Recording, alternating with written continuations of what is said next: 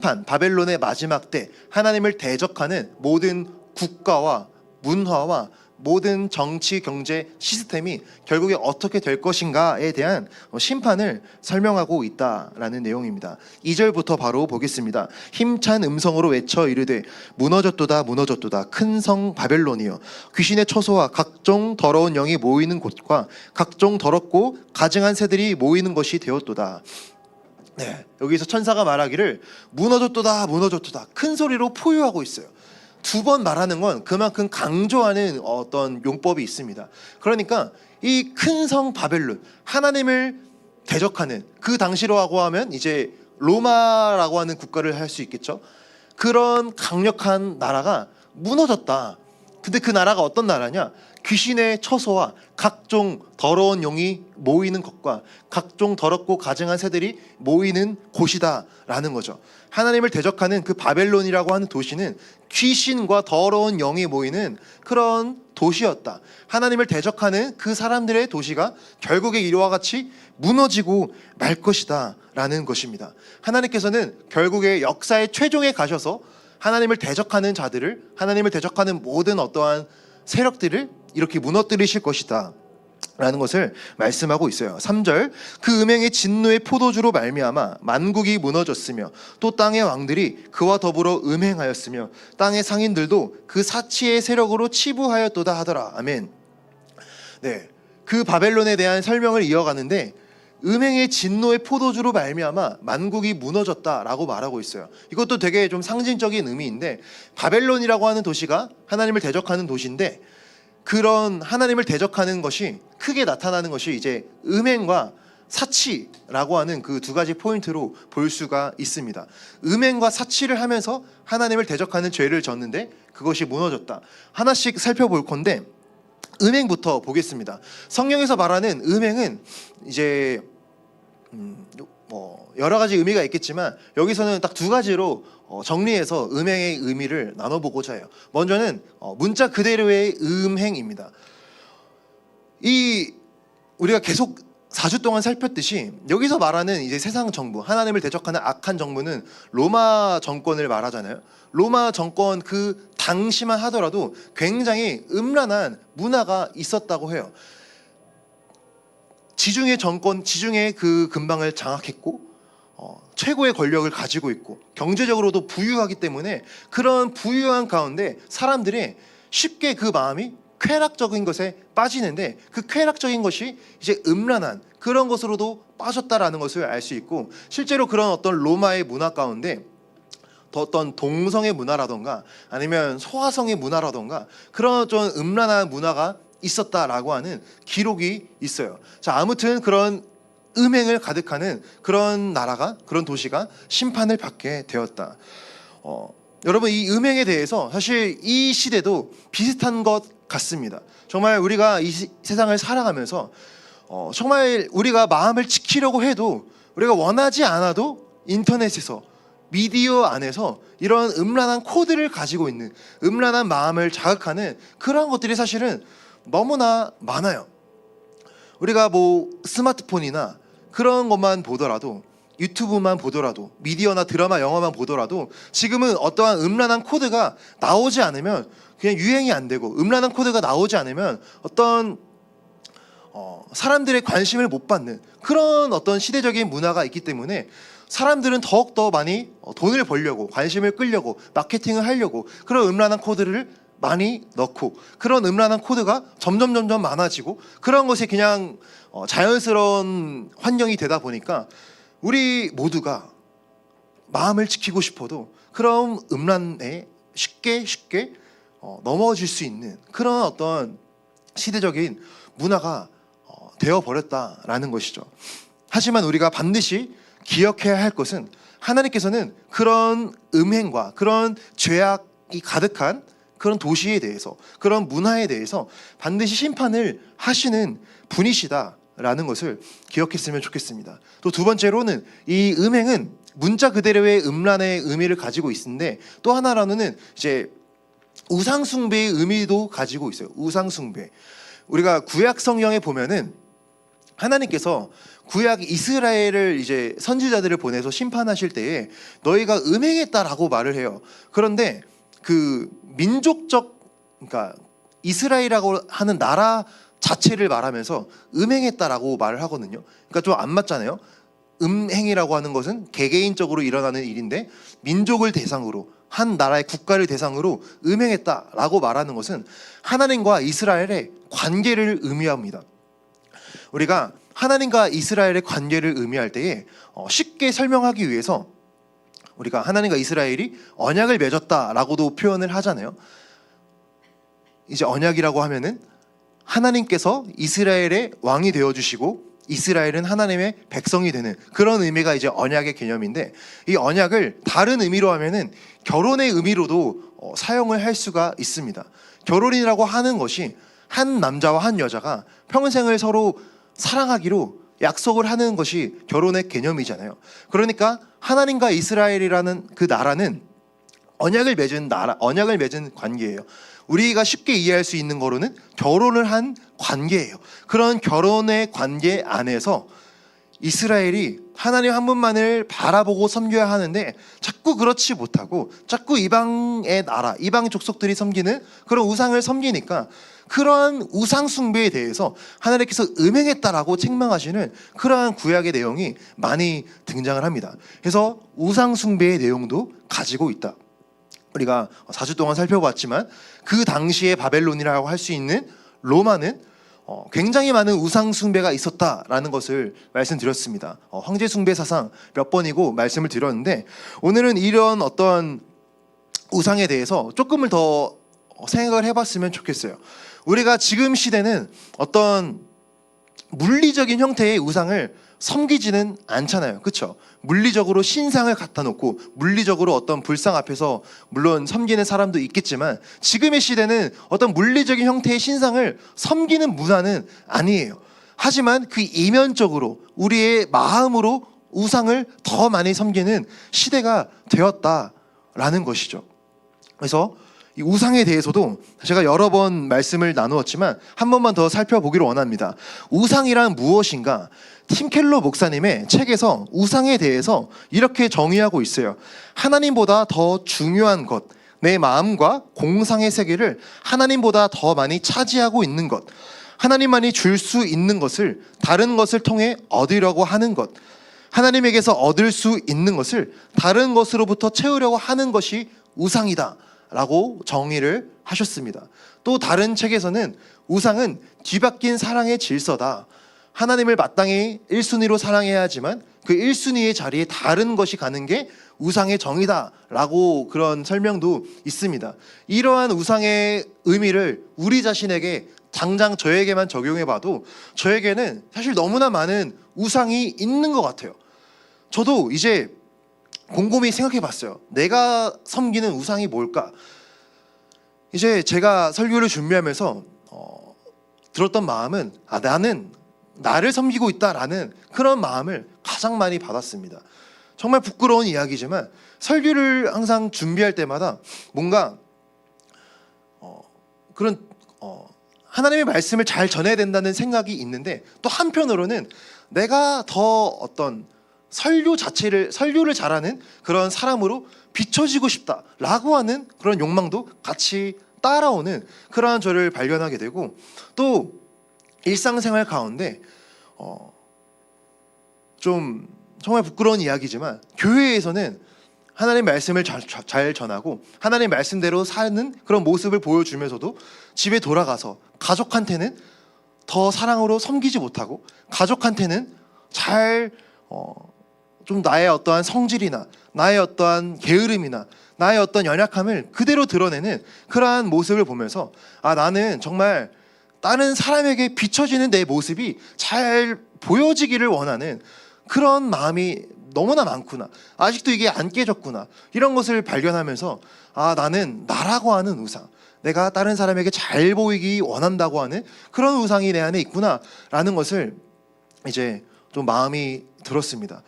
그러니까 우리는 눈에 보이진 않지만 오늘날의 시대는 사실 더 많은 우상을 우리가 그런 것에 마음을 빼앗기면서 살아갈 수가 있다라는 라는 것이죠. 여러분 또 오늘날의 시대가 이제 탈종교의 시대라고 말을 합니다. 사람들이 더 이상 종교에 관심이 없대요. 하나님이라고 하는 것, 영적이라고 하는 것, 종교 내세라고 하는 것에 별로 그닥 현대인들이 관심을 가지지 않습니다.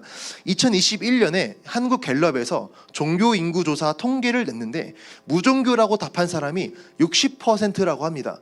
10명 중에 6명이 나는 종교가 없습니다 라고 말을 했고, 그 사람들이 종교가 없는 이유, 당신이 종교를 가지지 않는 이유가 무엇입니까? 물어봤더니 1위는 관심이 없어서, 2위는 나 자신을 믿기 때문에 라고 답을 했답니다. 그러니까 더 이상 오늘날을 살아가는 현대인들은 영적인 것에 대해서, 어떠한 내세라고 하는 개념에 대해서 크게 관심이 없다라는 것이죠. 이러한 시대를 우리가 살아가면서 이러한 어떠한 세상 사람들의 가치관이나 어떤 마인드나 그런 사람들의 대화를 우리가 같이 살아가면서 우리는 너무나 많은 영향을 받으면서 살아갈 수밖에 없다라는 것이죠. 여러분 한번 질문을 던져보겠습니다. 현대인들이, 여기 교회에 있는 사람 말고 현대인들이 종교에 관심을 가지지 않는 이유가 뭘까요? 뭐 여러 가지 답이 있을 수 있겠죠. 그냥 우리 뭐 대학교 친구들을 생각해 봐도 되고, 나의 어떤 옛날 고등학교 친구들을 생각해 봐도 되고, 그 친구들이 더 이상 교회에 나오지 않는 이유, 그 친구들이 더 이상 하나님이라는 존재에 대해 관심을 갖지 않는 이유, 뭐 여러 가지 정말 많은 답변이 나올 수 있겠지만 그냥 몇 가지만 간단하게 살펴보기를 원합니다. 오늘 이 시대는 돈이라고 하는 것이 하나님의 자리를 대체했기 때문에 하나님에 대해서 관심이 없다라고 생각을 합니다.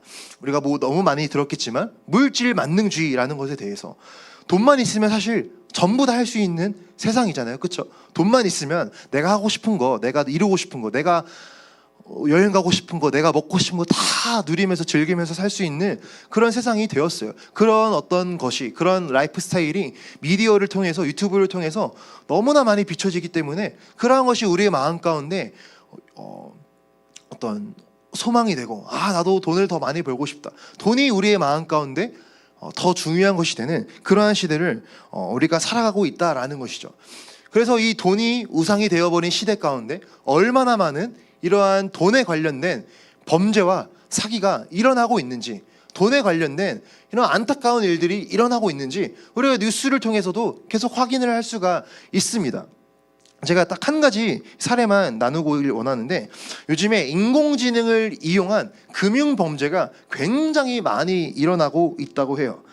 그 인공지능을 이용한 범죄 보고서라는 것을 살펴봤는데, 여기서 이제 통계상 2024년에서만 5,600건의 랜섬웨어 이런 공격이 있었대요. 컴퓨터에 바이러스를 심어서 그 바이러스 이제 해결하려면 돈을 보내라라고 하는 그런 공격이고, 또 AI를 이용한 피싱 사기, AI를 이용해서 가족의 얼굴, 이미지, 목소리를 따서 실제로 막 납치당한 것처럼 속여서 돈을 받는 그런 AI를 이용한 피싱 사기, 딥페이크를 이용한 어떤 사기들, 성적인 이미지를 합성해서 그런 걸로 이제 협박하는 그런 어떤 범죄가 계속해서 늘어나고 있다고 합니다.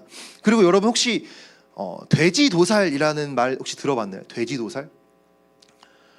제가 어제 그 인터넷에서 찾은 건데, 돼지 도살이 뭐냐면 이제 AI 스미싱 사기래요. 그러니까 뭐냐면 요즘에 막 그 비대면 시대가 되면서 어플 채팅 그런 거 많이 있잖아요. 되게 많이 어플 채팅을 하는데 AI를 이용해서 이제 그런 범죄를 하려고 하는 사람, 사기를 치려고 하는 사람이 예전에는 남자가 여자인 척하면서 어플 채팅을 했다면 지금은 AI를 이용해서 어플 채팅을 한대요. 그래서 실제로 정말 뭐 3개월에서 6개월 오랜 기간 동안 이런 채팅 어떤 어플 통해서 계속해서 대화를 주고받다가 정말 애정을 쌓다가 정말 그런 것을 통해서 내가 어떤 큰 사기나 내가 큰 어떤 돈이 필요한 상황에 처해 있으니 나를 좀 도와달라, 그런 걸로 이제 사기를 친다라는 거죠.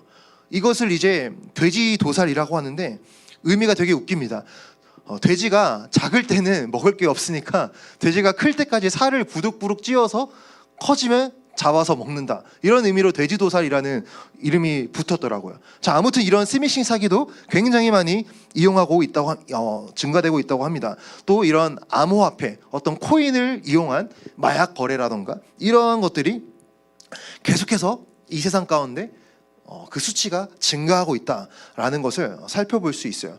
그러니까 우리가 이 세상을 바라볼 때에 돈이 있으면 무엇이든 할 수 있을 것 같은 그런 돈이 우상이 된 시대를 살아가고 있지만, 그만큼 한편의 어두운 면에서는 돈이 우상이 되어서 일어나는 범죄가 점점 많아지고 있는 그런 세상이다라는 것이죠.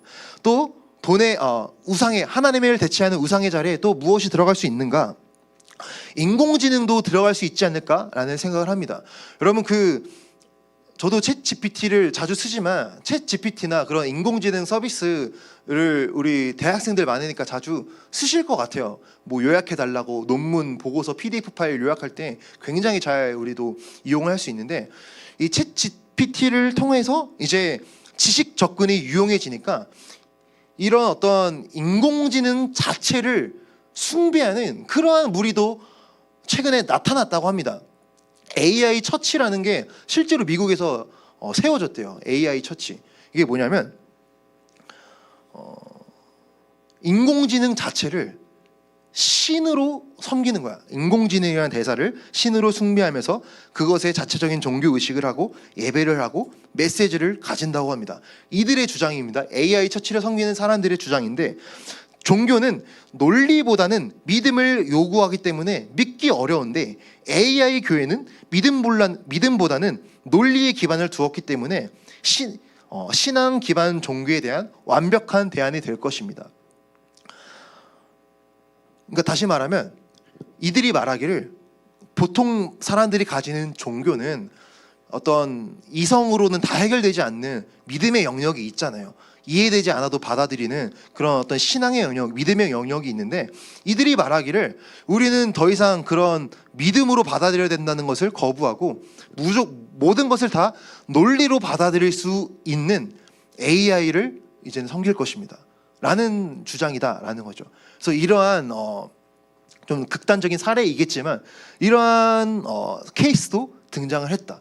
그래서 이러한 것도 얼마든지 우리가 살아가는 이 시대 가운데 하나님의 그런 자리를 인공지능이 대체할 수 있다라는 것을 생각해 볼 수 있다라는 거죠. 또 그 다음에는 우리가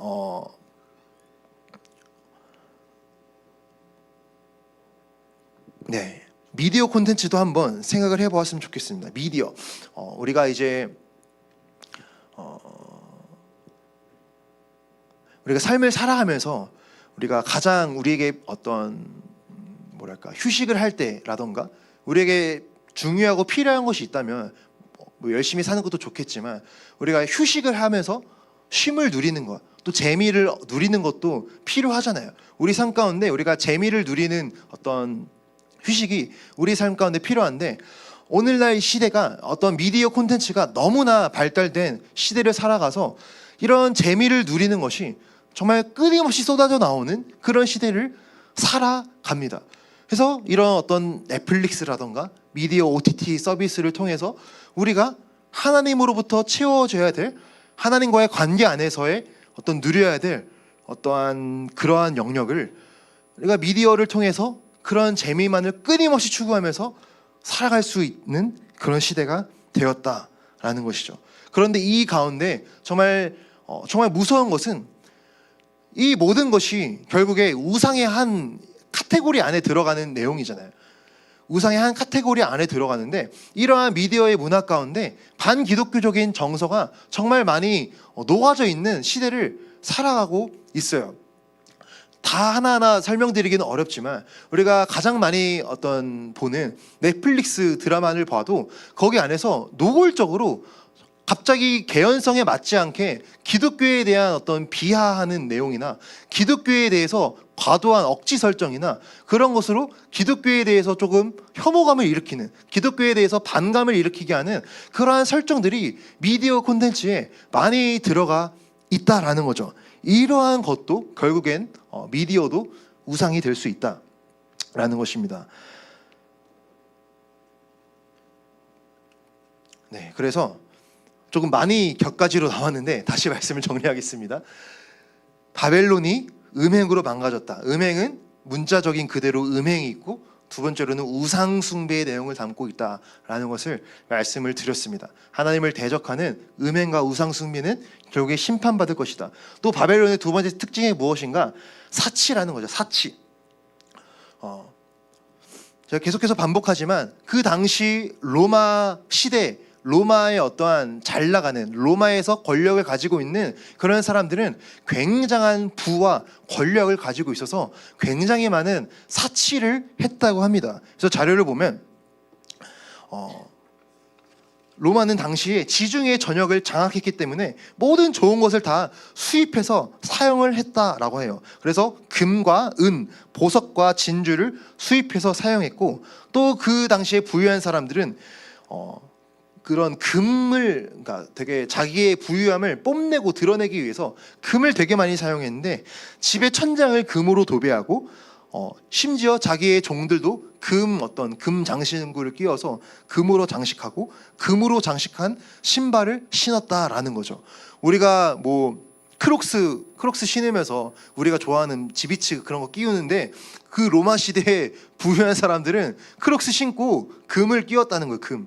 그 정도로 어떤 부유한 상황이었고, 그 정도로 사치와 어떠한 이런 것들이 심했던 상황이다. 자, 그런 것에 대해서 하나님은 반드시 심판하실 것이다 라는 것이죠. 이것을 오늘날 우리가 살아가는 시대에도 적용하면, 우리가 사실은 그렇게까지 부유한 사람은 없는 것 같아요. 우리 청년부에 그렇게까지 부유하진 않지만, 우리 안에도 얼마든지 이러한 사치에 대한 그러한 마음이 조금은 유혹을 받을 수 있다라는 것이죠. 나의 어떠한 소득 수준 이상으로 내가 어떠한 소비를 한다던가, 아니면 내가 나를 더 드러내고 뽐내기 위해서 나의 어떤 많은 돈을 그러한 것으로 쓴다던가, 이런 어떤 사치의 영역에 대해서도 우리가 한번 우리의 마음을 뒤돌아 보았으면 좋겠습니다. 하나님께서는 그렇게 경제적으로 부유한 마음으로 사치를 하면서 하나님을 대적하고 기독교인들을 박해했던 그 로마의 사람들을 심판하시겠다고 말씀하셨듯이, 우리가 이러한 것에 대해서도 경계하는 마음을 가지고 있어야 된다라는 것이죠. 오늘날 우리가 SNS가 발달하면서 너무나 많은 이런 사치나 이런 어떠한 자기 자신을 뽐내는 이런 문화가 너무나 많이 있잖아요. 우리가 이런 것에 영향을 받지 않고 우리가 하나님 안에서 검소하게, 하나님 안에서 우리의 어떠한 모습을 잘 가꾸는 우리가 되었으면 좋겠습니다. 네, 너무 좀 격가지가 많았는데 다시 말씀으로 돌아가서 말씀을 나누도록 하겠습니다. 4절 5절입니다. 4절 5절. 또 내가 들으니 하늘로부터 다른 음성이 나서 이르되, 내 백성아 거기서 나와 그의 죄에 참여하지 말고 그가 받을 재앙들을 받지 말라. 그의 죄는 하늘에 사무쳤으며 하나님은 그의 불의한 일을 기억하신지라. 아멘. 이제 하나님께서는 이런 바벨론의 심판을 선고하신 다음에 이제 자기 백성에게 말씀하십니다. 내 백성아 거기서 나와 그의 죄에 참여하지 말고 그가 받을 재앙들을 받지 말아라. 이미 하나님의 심판, 하나님의 어떠한 징계는 확정이 되었어요. 확정이 되고 이미 말씀으로 알려주셨습니다. 알려주신 상태에서 이제 자기 백성에게 말씀하시는 거예요. 내 백성아, 나의 자녀들아, 너희는 더 이상 그런 세상의 죄악된 문화 가운데 속하지 말아라. 내가 마지막 때에, 최후의 심판 때에 이러한 바벨론의 문화에 대해서, 하나님을 대적하는 모든 이상의 우상과 음행에 대해서 심판을 내릴 건데, 너희는 거기에 그대로 함께 껴있으면 안 된다라는 거죠. 거기서 나와야 된다. 구별해야 된다. 분리해야 된다. 거룩함을 가져야 한다라는 것입니다.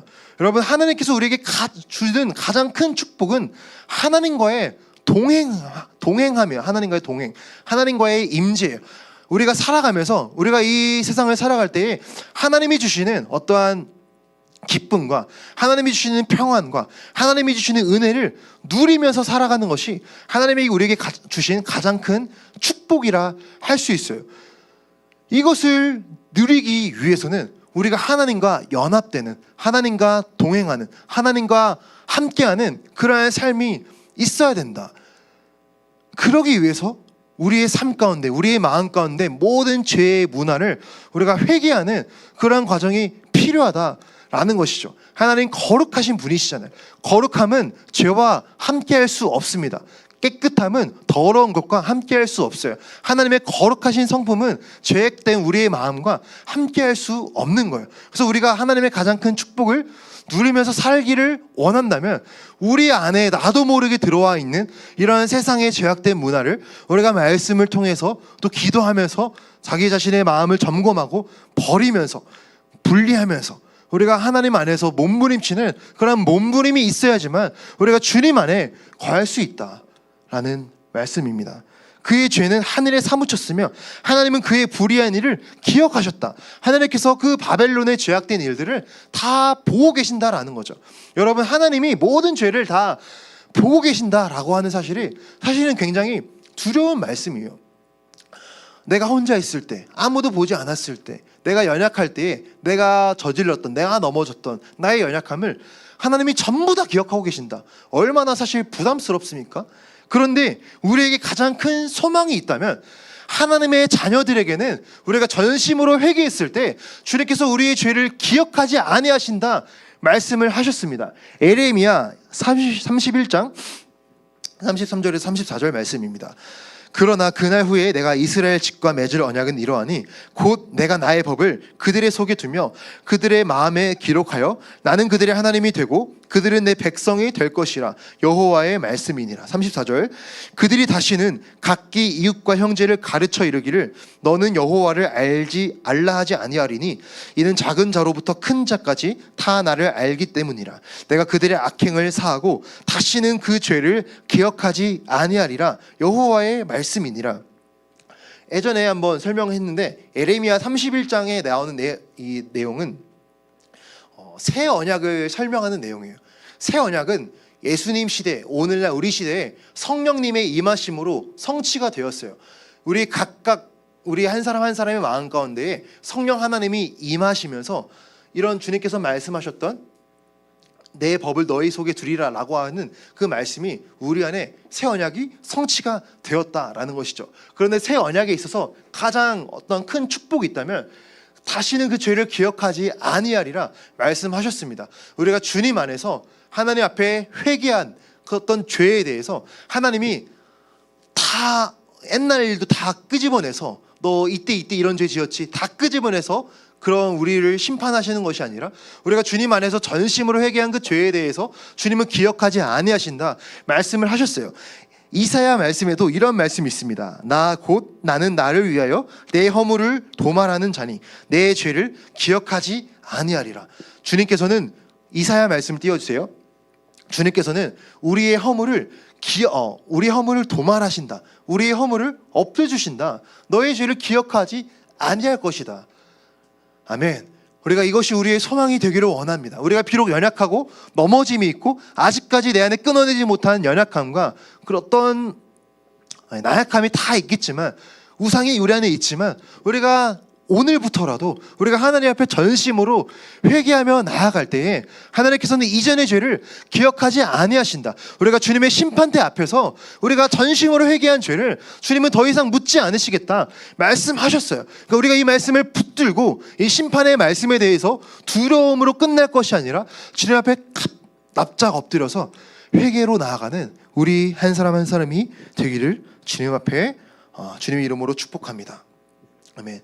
다시 한번 강조합니다. 내 백성아, 거기서 나와 그의 죄에 참여하지 말고 그가 받을 재앙들을 받지 말라. 이것이 주님의 마음이에요. 죄에서 분리되기를 원하는, 심판에서 제외되기를 원하는, 주님께서 내릴 최후의 심판에서 면제되기를 원하는 것이 하나님 아버지의 마음이다. 그 마음에 우리가 반응하려면 회개함으로 반응해야 할 줄로 믿습니다. 6절 7절 말씀입니다. 그가 준 그대로 그에게 주고 그의 행위대로 갑절을 갚아주고 그가 섞은 잔에도 갑절이나 섞어 그에게 주라. 그가 얼마나 자기를 영화롭게 하였으며 사치하였든지 그만큼 고통과 애통함으로 갚아주라. 그가 마음에 말하기를 나는 여왕으로 앉은 자요 과부가 아니라 결탄코 애통함을 당하지 아니하리라 하니. 아멘. 하나님께서 6절에 그의 행위대로 갑절을 갚아주라. 그가 죄를 지은 만큼 갑절이나 심판을 내릴 것이다 말씀하시고 말씀하셨어요. 그런데 7절로 해주세요. 네, 그가 얼마나 자기를 영화롭게 하였으며 사치하였든지 그만큼 고통과 애통함으로 갚아주라. 주님께서는 이렇게 심판을 말씀하셨어요. 그런데 그 심판의 대상자들이 말하기를 나는 여왕으로 앉은 자요 과부가 아니라 혈탄고 애통함을 당하지 아니하리라. 야, 나는 지금 부족한 게 없는데 무슨 말이냐? 나는 과부가 아니야. 나는 여왕이야. 나는 높은 자리에 있어. 나는 지금 부족한 게 없어. 그런데 나에게 애통함이 온다? 나에게 심판이 온다? 이게 무슨 말이냐 하면서 거부한다라는 거죠. 하나님의 심판의 말씀을 듣고도 거부하는 이런 세상 사람들이 있을 것이다 라는 내용이에요. 여러분, 그 주중에 큐티하신 분들 보셨을 텐데 그 7 나팔, 7 대접 심판 계속 쏟아지면서 회개하기를 거부하더라 라는 말씀이 한 2번인가 등장합니다. 그러니까 하나님께서 마지막 때에 계속해서 이 세상을 심판하시면서 이 세상에 메시지를 주세요. 너희가 회개해야 된다. 돌아와야 된다. 최후의 심판이 있을 것이다. 메시지를 주시는데 하나님을 믿지 않는 어떤 사람들이 계속해서 이런 것을 보고도 회개하기를 거부한다라는 그런 자들이 있다라는 것입니다. 우리는 절대로 이러한 완악한 그런 마음에 빠져서는 안 될 것입니다.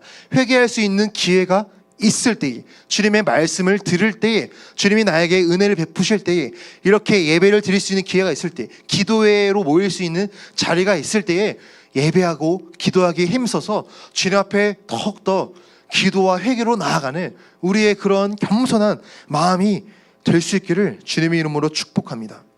8절입니다. 그러므로 하루 동안에 그 재앙들이 이르리니 곧 사망과 애통함과 흉년이라. 그가 또한 불에 살라시리니 그를 심판하시는 주 하나님은 강하신 자이심이라. 아멘. 주님께서 말씀하시기를 너희는 회개하기를 거부할 것인데 8절에 이렇게 말씀하세요. 하루 동안에 그 재앙이 임할 것이다. 하루 동안에. 여기서 말하는 하루가 정말 실제적인 24시간을 의미하는지 아니면 이것도 상징적인 의미인지는 사실 이것도 명확하게 나와 있진 않아요. 그런데 우리가 이것을 살펴볼 때에 아주 짧은 시간 동안에 급격하게 심판이 일어날 것이다 라고 해석을 할 수가 있습니다. 그러니까 다시 오늘 말씀을 정리할게요.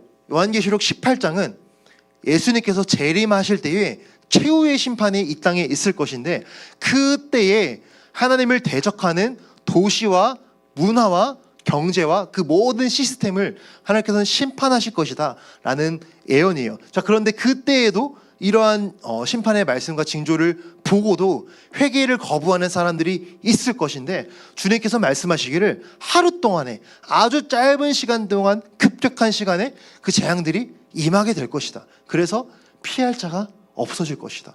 애통할 피할 자가 없을 것이다 라는 말씀입니다. 여러분, 우리가 이렇게 모여서 예배 드릴 수 있다는 것, 이거 얼마나 큰 축복인지 우리가 다시 한번 생각해 봤으면 좋겠어요. 우리가 이렇게 주일날 나와서 예배할 수 있다는 것, 또 어떠한 마음이건 우리가 주님 앞에 이렇게 교회에 와서 내가 이 자리에 내 믿음이 떠나가지 않아요. 내 믿음이 하나님을 버리지 않고 하나님을 믿고 하나님을 섬길 수 있다는 것이 가장 큰 축복이에요. 여러분, 요한계시록 22장 11절에 이러한 말씀이 있어요.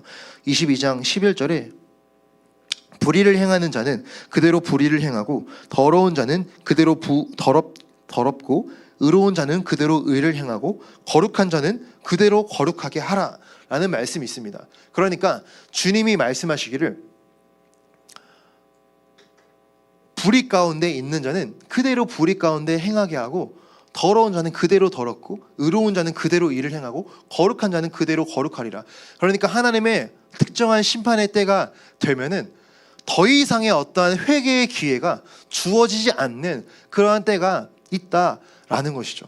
여러분, 아직까지 우리는 회개할 수 있는 기회가 있습니다. 이런 최후의 심판이 있기 전까지 우리는 주님 앞에 회개할 수 있는 기회가 있어요. 자, 그런데 그때 우리가 어떠한 사람이 되어야 되느냐? 그때까지도 정말 이 세상에 빠져서 죄악 가운데 머무는 그런 사람이 아니라 우리가 지금부터 하나님 앞에 기도하면서 하나님 앞에 우리의 죄를 고백하면서 부족하지만 그래도 주님 바짓가랑이 붙잡고 간절함으로 나아가는 그러한 자세가, 그러한 태도가 우리 안에 있어야 우리가 주님의 그 날에 회개하고 주님 앞에 설 수 있는 그러한 은혜가 부어질 것이다 라는 것이죠.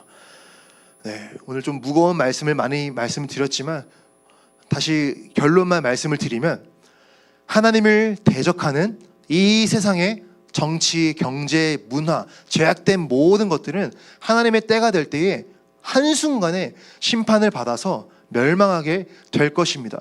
우리는 그것을 말씀을 통해서 굳건하게 믿고 또 이러한 요한계시록의 시대의 징조를 보면서 우리의 믿음을 거룩함으로 깨어서 준비하는 우리 한 사람 한 사람이 되시기를 주님의 이름으로 축복합니다.